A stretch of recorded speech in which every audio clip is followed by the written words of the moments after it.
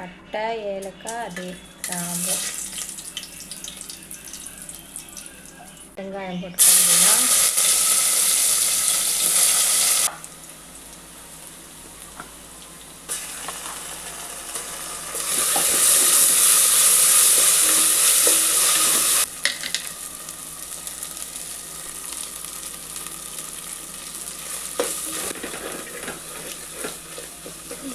தக்காளியை போட்டுக்குவோம்.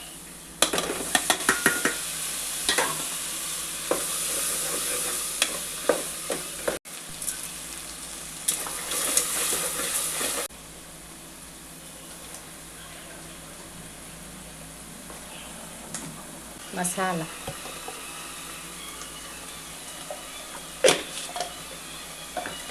செய்கிறத பார்த்து நீங்கள் கமெண்ட் பண்ணுங்கள்.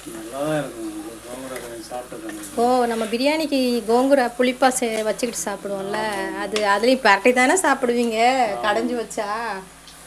அதுதான் இன்றைக்கி அதுலேயே கோங்குரா பிரியாணின்னு பசங்கள்லாம் சாப்பிடுவாங்க. ஆனால் அந்த கோங்குரா சாப்பிட மாட்டாங்கல்ல, அதை இதில் போட்டு கொடுத்தா அந்த சத்தம் இதில் சேர்ந்துடும். சிக்கனில் கோங்குரா போடுவாங்க, மட்டனில் போடுவாங்க, ஆந்திராவில் குடலில் போடுவாங்க, ஆட்டுக்குடலில். இன்றைக்கி நம்ம பிரியாணியில் போட்டிருக்கோம். பிரியாணிலையும் போட்டு கோங்குரா பிரியாணி செய்வாங்க.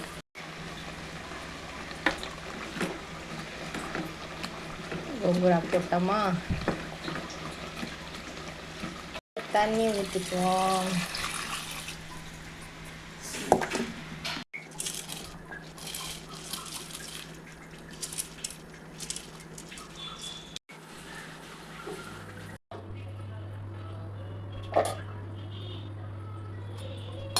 எப்படி இருக்குன்னு பார்ப்போமா.